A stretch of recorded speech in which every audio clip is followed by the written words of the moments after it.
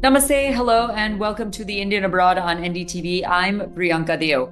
As President Trump extends conciliatory messages to Prime Minister Narendra Modi, Washington, D.C. has simultaneously escalated tariffs while Peter Navarro, Trump's former trade advisor, launches tirades targeting India's energy imports, students, and trade policies. Now, these conflicting signals underscore the contradictions in U.S. policy and India's firm stance on protecting its sovereignty and on its autonomy.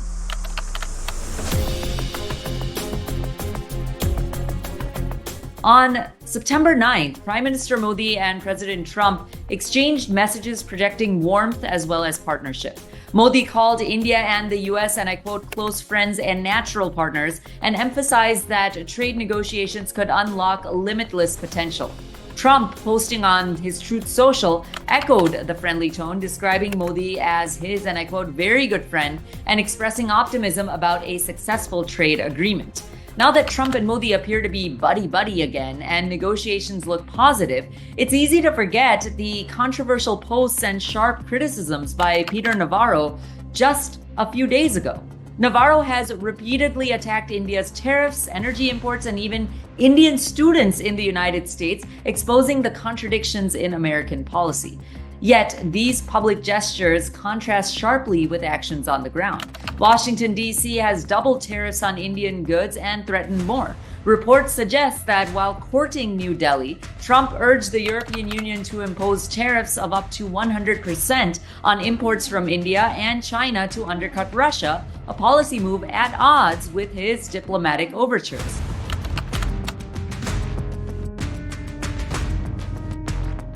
They have higher tariffs, they're Maharaja tariffs, higher non-tariff barriers. We run a massive trade deficit.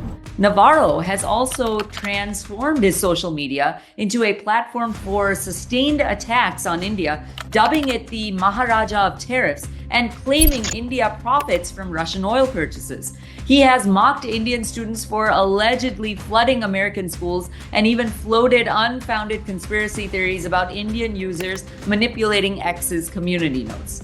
Most alarmingly, Navarro's rhetoric has included references to Brahmins profiting, a move that crossed from trade criticism to caste-based stereotyping, something that Indian Americans fight every single day in this country. This was not mere commentary, but a thinly veiled threat suggesting that anti-India rhetoric and misinformation would continue to circulate if India did not comply with U.S. demands.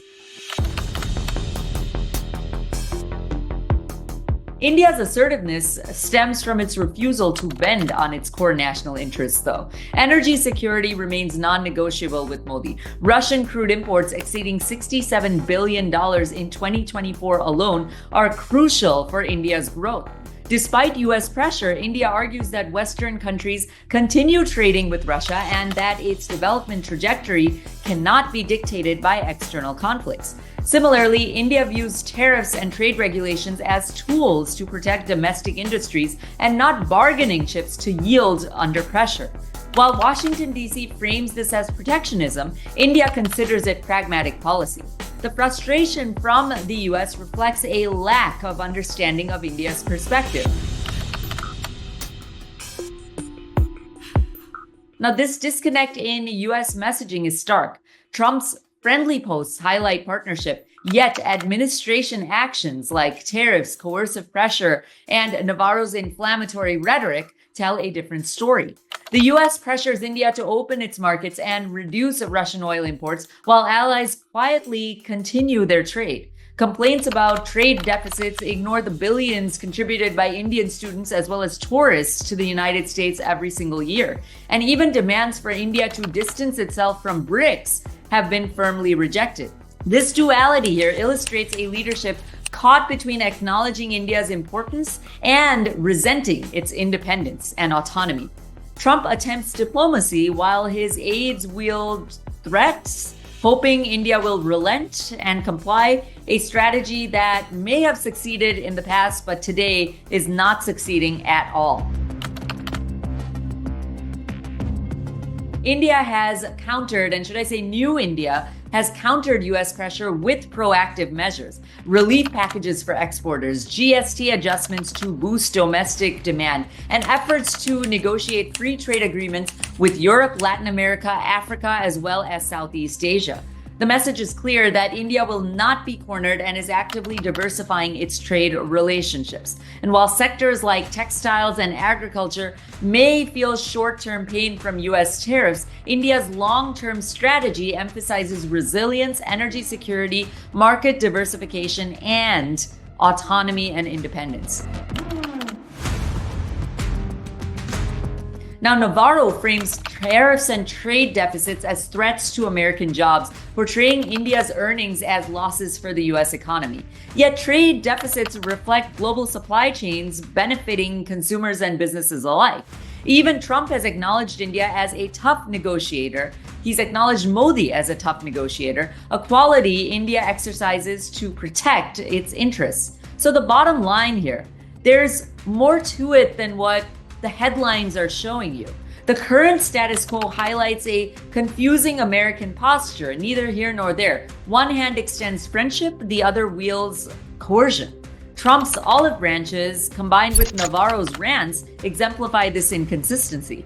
It's ironic that Donald Trump, an individual who often calls out publications and platforms and fights daily against anti-Trump narratives in mainstream media, turns a blind eye to anti-India rhetoric by his own employee and in fact supports it. A leader so invested in combating misinformation should logically oppose it rather than stoop to publishing or endorsing it. Navarro's Brahmanic and anti-India content was more than just rhetoric on social media. It was a warning that misinformation, disinformation, and biased narratives would continue if India did not comply. For Washington, D.C., the dual messaging may serve short-term political goals, but for India, it reinforces the principle of autonomy all the more. No amount of sugar-coated diplomacy or fiery rhetoric will deter India from charting its independent path. Keep watching The Indian Abroad, hosted by me on NDTV for more analyses. Until next time, this is Priyanka Deo signing off. Namaste.